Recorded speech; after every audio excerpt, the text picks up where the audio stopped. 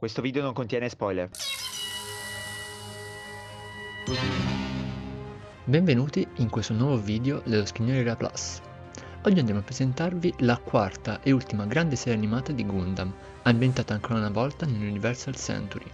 Questa serie apparirà molto slegata da tutte le opere analizzate finora dal canale, pertanto potrete godervi questo video anche senza aver visto i precedenti. Siamo nel 1993. Sono passati quasi 7 anni dal flop televisivo della serie ZZ e la timeline dell'Universal Century ha necessità di riprendersi dal tracollo cinematografico denominato Gundam F91, di cui chiaramente parleremo in un altro video. È questa voglia di rivalsa a spingere la Bandai a commissionare, sempre a Tomino, una nuova serie animata a tema Gundam, ancora una volta con l'obiettivo di colpire i telespettatori più giovani. Dunque, procedendo come una sorta di reboot, la sceneggiatura viene ambientata nel 143esimo anno dell'era spaziale, quasi un secolo dopo la nascita del primo Gundam. Lo scrittore, Yoshiyuki Tomino, ha, in più occasioni, sottolineato il suo malcontento riguardo la scrittura di un'ennesima serie di un franchise che lui avrebbe chiuso da un pezzo. Ciononostante, Victory Gundam cerca di ripercorrere i passi della serie originale. Tomino rispolvera quindi il tema dei coloniali in guerra contro la Federazione e lo accopia nuovamente a quello dell'evoluzione New Type. Sebbene la serie avesse un target molto simile a quello del Gundam ZZ, l'approccio adottato dal regista è completamente diverso. Da un lato cerca di coinvolgere lo spettatore con un protagonista veramente molto giovane, che strizzi l'occhio ad altre serie animate del periodo, ma dall'altro ripropone un'atmosfera cupa e drammatica molto simile a quella vista in Z Gundam. Questo binomio risulta complesso da gestire nell'arco dei vari episodi. Capita spesso, infatti, che scene leggere e più spensierate, generate dai giovani personaggi, siano seguite da scene cruente e psicologicamente pesanti, tipiche di un conflitto reale. Il registro cupo, privo di speranza e rassegnato che si era intravisto nei finali di Z Gundam e Gundam ZZ viene qui spalmato su tutta la serie, sovrastando sia le altre tematiche che gli stessi personaggi che si trovano letteralmente ad assistere a continui bagni di sangue. La scrittura e la realizzazione dei personaggi viene affidata a Hiroshi Osaka, che in passato aveva già lavorato ad altre opere mecha, di cui una addirittura a tema Gundam. Il design dei personaggi del Victory, tuttavia, non risulta nuovo, con alcuni cliché e stereotipi riciclati da serie precedenti. Nell'esempio la tendenza dell'antagonista principale a indossare una maschera, chiaro rimando al personaggio di Shah Aznavour della prima serie. In seguito, Hiroshi Osaka curerà i personaggi di un'altra serie di Gundam, questa volta in una timeline alternativa, e adotterà uno stile grafico ben diverso, molto più simile a quello di altri anime in voga all'epoca. Al mechanical design rivediamo Kunio Kawara, lo stesso della prima serie, affiancato da Hajime Katoki e da Junya Ishigaki. L'intento di reboot dell'opera lo si vede chiaramente dai modelli di Mobile Suit, che appaiono completamente diversi da quelli apprezzati nelle opere precedenti. Lo stile realistico viene completamente abbandonato in favore di mezzi, specialmente quelli appartenenti alle forze antagoniste, dalle forme di chiara ispirazione animale. La semplicità militarista, omaggiata a più riprese in altre circostanze, lascia dunque spazio a fattezze fantasiose e sgargianti, sebbene comunque scarni di dettagli. Probabilmente non è un caso che 2 dei 3 mecha designer in futuro lavoreranno su serie Gundam appartenenti a timeline alternative. Tuttavia, la serie cerca anche di cavalcare il successo del primo Gundam, ecco perché il Victory Gundam sembra ricalcarne le fattezze, addirittura rievocandone l'abbandonato Core Block System. Ad ogni modo, una volta sfruttato il velo nostalgico, il Gundam di Katoki si potenzia di episodio in episodio durante la serie, acquisendo equipaggiamenti e armi sempre più potenti. Questa scelta è inedita nell'Universal Century e potrebbe essere un tentativo dei designer di ricalcare l'acquisizione di equip sempre più forti, tipica dei protagonisti dei videogiochi JRPG, molto in voga all'epoca. Quindi, con la sua ambizione di emulare il successo della serie capostipite, con le sue luci e ombre dovute ad una gestione della sceneggiatura piuttosto altalenante e forse troppo adulta, ecco che si presenta la serie con il maggior numero di episodi in tutto Universal Century, Mobile Suit Victory Gundam. Anche questa serie non è mai giunta in Italia, sia per lo scarso successo ricevuto dal mercato giapponese, sia probabilmente per la presenza di scene, tematiche e linee di dialogo abbastanza discutibili, soprattutto per un pubblico di minori. Nel 2016 la serie è stata masterizzata in una collezione da 5 DVD e distribuita nei paesi anglofoni, mentre in Italia esiste una versione sottotitolata dal gruppo Star Saber tra il 2004 e il 2010. Victory Gundam è una delle poche opere animate ambientate nel secondo secolo dell'era universale, ed i collegamenti storici con le serie precedenti sono praticamente inesistenti, ad eccezione ovviamente del concetto di Gundam, che, nelle menti delle persone, è associato ad eventi storici ormai passati. Ricominciamo quindi da capo. Ovviamente nella sfera terrestre vi è ancora l'influenza della Federazione, la quale però risulta estremamente indebolita a causa della crisi economica generata dal secolo di conflitti appena concluso. Questa crisi ha avuto delle ripercussioni pesanti sia sulle colonie che sulla stessa Terra, portando ad una sorta di regresso tecno-economico. Difatti, le ambientazioni che si osservano durante lo svolgimento della serie risultano ben poco futuristiche, specie se ci ricordiamo di quanto nel futuro ci troviamo rispetto alle serie già analizzate. Inoltre la Federazione Terrestre ha quasi abbandonato il pianeta Terra, marchiato da conflitti e abitato da una ridottissima popolazione, stabilendo il suo centro di controllo sulla Luna.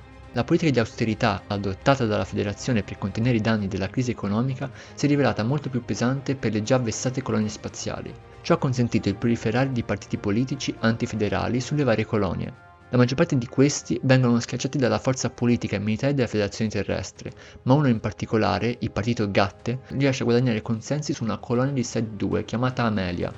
In particolare, il popolo risulta stregato dalla leader di questo movimento, la quale professa la sua ideologia attraverso dei veri e propri miracoli che stupiscono e fanno presa sull'insoddisfatta popolazione. Ma il partito Gatte presenta anche un vero e proprio braccio armato, le Yellow Jackets, che innescano una vera e propria sommossa sulla colonia, riuscendo a sopraffare il presidio federale presente su di essa. Durante l'insurrezione, le forze del partito si impossessano delle tecnologie militari federali custodite nello Strategic Naval Research Institute, fatto salvo per alcuni progetti riguardanti i Gundam, che vennero tempestivamente cancellati dagli operatori dell'istituto. Una piccola nota sull'istituto, che per semplicità chiameremo SNRI. Esso è stato fondato nel 93esimo anno dell'era spaziale, con l'obiettivo di riorganizzare i vari istituti di ricerca bellica che collaboravano con la Federazione. In seguito l'SNRI avrebbe sostituito l'Anaheim Electronics come principale fornitore di armi e mobile suits per la Federazione Terrestre. Ma torniamo su Amelia, dove il partito Gatte va incontro ad una forte radicalizzazione, adottando addirittura la pena di morte tramite ghigliottina per alcuni ministri ritenuti colpevoli del reato di corruzione. In parallelo si sviluppa il Ballistic Equipment and Space Patrol Armory, per brevità denominato VESPA, una sorta di assonanza con la parola italiana Vespa che caratterizza sia lo stemma della federazione che il colore delle loro divise, per l'appunto chiamate Yellow Jackets. Il Vespa è l'organizzazione che si occupa di realizzare i mobile suits e le armi necessarie per le mire espansionistiche del partito, il quale intende diffondere la propria ideologia indipendentista anche alle altre colonie. Così da questa nuova insurrezione nasce l'impero Zansker, il quale sull'onda del messaggio spirituale della sua leader e su quella delle armi del suo esercito si impadronisce in poco tempo di molte delle colonie di Side 2. Come al solito la Federazione Terrestre tende ad ignorare il problema fino a che non è troppo tardi e in questo caso, al fine di salvaguardare la propria economia dal nuovo conflitto, si è limitata a bollare come ribelli le colonie dell'impero, senza però intervenire in modo attivo. Ovviamente ciò non è servito per scongiurare il conflitto e nell'anno 151 dell'era spaziale le forze militari dei due schieramenti sono venute a contatto. Lo scontro si è risolto da subito in favore delle più organizzate e maggiormente motivate truppe di Zansker, le quali sono state in grado di occupare numerose colonie spaziali, di costruire insediamenti sulla Luna, come quello di Neo Cartagena, e di invadere addirittura la stessa Terra, difatti emulando quanto fatto dal Principato di Zion quasi un secolo prima. L'obiettivo dei seguaci dell'impero è quello di strappare la terra ai federali che l'hanno rovinata e ripopolarla per vivere finalmente in armonia con essa. Tuttavia, non tutti i federali sono rimasti a guardare immobili l'ascesa dell'impero Zansker. Alcuni, in particolare i piloti di mobile suits, si sono organizzati in un movimento partigiano di resistenza denominato Ligue Militaire. Questa organizzazione ha avuto origine sulla Terra ed è entrata effettivamente in azione quando le Yellow Jackets di Zansker l'hanno invasa. Essa ha molte similitudini con l'Eyug visto in Z Gundam, come una gerarchia non ben definita ed un'organizzazione piuttosto nebulosa. Quello che si sa per certo è che intendono arrestare l'avanzata di Zansker, in modo da dare il tempo alle truppe della Federazione Terrestre di riorganizzarsi in modo da coordinare una risposta adeguata alla minaccia proveniente da Side 2. La Ligue Militaire dispone di varie fabbriche nascoste sul suolo terrestre, e in una di queste che, probabilmente con l'aiuto degli esponenti della Anaheim Electronics, intenzionata a tornare leader nel suo settore, viene realizzato il Gundam Victory.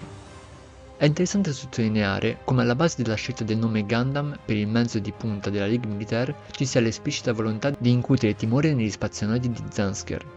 Furono infatti le gesta del pilota del cosiddetto mostro bianco che impedirono al Principato di Zion, che per certi versi era l'antenato spirituale dell'impero di Zansker, di portare a termine le sue mire indipendentiste. Cominciamo dalle animazioni. La serie sembra aver avuto a disposizione un budget molto ridotto sotto questo aspetto. Infatti, anche alla luce di altre opere realizzate tra Gundam ZZ e Victory Gundam, la fluidità delle animazioni e il dettaglio espressivo dei personaggi sembra aver fatto un considerevole passo indietro. Lo stile grafico adottato resta comunque in linea con le altre serie gundamiche, che hanno fatto del realismo dei volti il loro marchio di fabbrica, ma l'insieme nel complesso non può essere soddisfacente per una serie di metà anni 90. Bisogna comunque sottolineare la riduzione delle scenette comiche, caratterizzate da smorfie facciali e scatti epilettici dei personaggi, tipiche della serie ZZ. Da questo punto di vista il Victory Gundam cerca di posizionarsi in una via di mezzo tra lo stile dello Z e quelli dello ZZ. Victory Gundam resta sulla linea delle serie precedenti, anche per quanto riguarda le ambientazioni terrestri, spesso spoglie, abbozzate e poco impattanti all'occhio dello spettatore. È chiaro che il tema principale della serie debba essere lo scontro fra Mobile Suits, tuttavia, specie negli episodi iniziali dell'anime, il campo di battaglia appare ininfluente, come se fosse presente solo per mostrare le animazioni delle esplosioni che coinvolgono parte di esso. Un esempio sono gli alberi delle foreste che ospitano i primi combattimenti, i quali esplodono continuamente non appena colpiti dai colpi dei mezzi coinvolti nella battaglia. Ad ogni modo, vi è da sottolineare, come per la prima serie, un sensibile miglioramento del comparto grafico con l'evolversi della trama. I personaggi acquistano maggiore spessore evolvendosi e ciò si ripercuote anche sui dettagli espressivi dei loro volti, rendendo più godibile la visione dei vari episodi. Le ossa di Victory Gundam sono uniche nel suo genere. Il compositore di questa soundtrack, Senju Akira, è nuovo rispetto alle serie passate, e per questo le musiche hanno uno stile diverso. Probabilmente ispirate anche dallo scenario di questo nuovo progetto UC, con enfasi più drammatiche, le ossa del Victory presentano uno stile malinconico, a prescindere dal contesto nella quale queste vengono utilizzate. Che si tratti di una canzone dedicata ai personaggi buoni oppure a quelli dei cattivi. Se possiamo azzardare un paragone, molte musiche hanno quel non so che di disneyano, fiabesco, a volte mixato con atmosfere drama e marce militari. Un esempio che rispetta queste caratteristiche è Let Me Spread My Wings oppure Aphrodite Footsteps.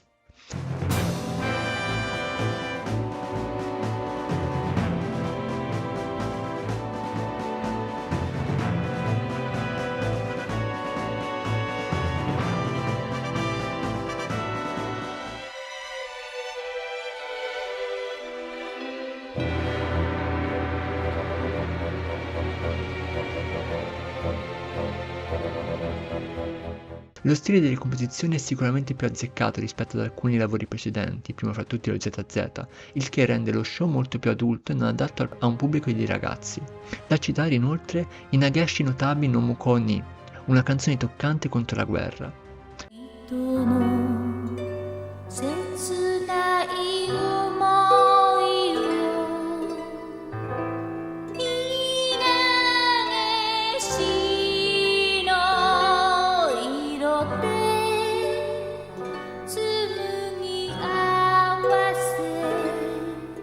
Per quanto riguarda invece la opening Stand Up to the Victory di Kawazoe Tomoisa e la ending Winners Forever degli Infix sono orecchiabili e molto anni 90.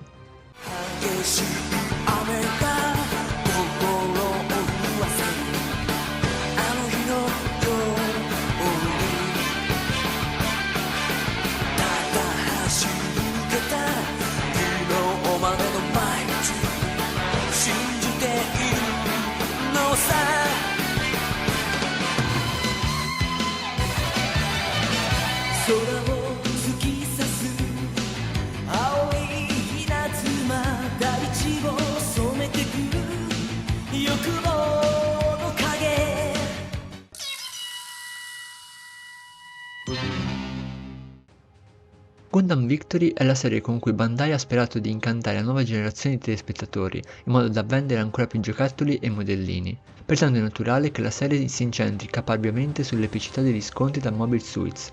Sembra però che questo diktat della casa produttrice abbia addirittura costretto Tomino a trasferire nello spazio parte della sceneggiatura che lui aveva realizzato per un arco narrativo terrestre. Alla base di ciò vi è la convinzione, in realtà abbastanza fondata, che i combattimenti nello spazio siano più coinvolgenti e accattivanti di quelli terrestri. In questi ultimi, infatti, la presenza di un campo di battaglia vero e proprio e le limitazioni indotte dalla gravità appesantiscono le scene di combattimento, diminuendone la spettacolarità.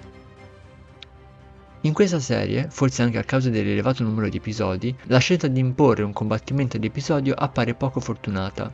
Infatti, gli unici combattimenti degni di nota della stessa sono gli scontri chiave, in cui le emozioni dei contendenti vengono trasmesse allo spettatore intrattenendolo e coinvolgendolo. Nel resto degli episodi, però, si verificano battaglie poco rilevanti e, se questo sulla Terra può essere compensato adottando una varietà di ambientazioni che possono incuriosire lo spettatore, nello spazio così non è e spesso si assiste a combattimenti fotocopia. Della discutibile scelta stilistica dei mecha ne abbiamo già parlato, tuttavia vi sono anche altre novità introdotte dalla serie, che fanno comprendere allo spettatore come ogni parvenza del realismo dei combattimenti sia stata rimossa. A partire dai mobili trasformabili in elicotteri, probabilmente per richiamare la guerra del Vietnam, che con le eliche deviano i colpi a megaparticelle. Difatti la serie si impegna per introdurre degli elementi innovativi per rinfrescare le modalità di scontro viste nelle serie precedenti. Il punto è che queste novità appaiono più come un capriccio di uno sceneggiatore a corto di idee, piuttosto che di sviluppi tecnologici giustificati da un effettivo aumento dell'efficacia delle armi in un campo di battaglia. Va bene che le crisi economiche potrebbero aver rallentato uno sviluppo tecnologico futuristico, che uno potrebbe aspettarsi nel secondo secolo dell'era universale, ma ciò non giustifica le scelte apparentemente prive di senso come le astronavi con le ruote. Ad onor del vero, vi sono anche degli upgrade tecnologici, come il Beam Shield e le ali del Victory Gundam, che migliorano la resa e la spettacolarità dei combattimenti finali. Con questo siamo giunti alla fine del video. Speriamo che vi sia piaciuto e chiediamo di lasciare un like e un commento come feedback da prendere in considerazione durante la scrittura dei prossimi video. Ringraziamo inoltre i gruppi Facebook che hanno contribuito a dare visibilità al canale, tra cui Goldrick e Gundam Collection, Gundam Core Community, Gundam Universe e Gundam Italian Club. Potete seguirci anche sulla pagina Facebook e su quella Instagram, sulle quali pubblicheremo aggiornamenti sui successivi video o altre curiosità sul mondo Gundam, in particolare dell'universo UC. Saluti e alla prossima!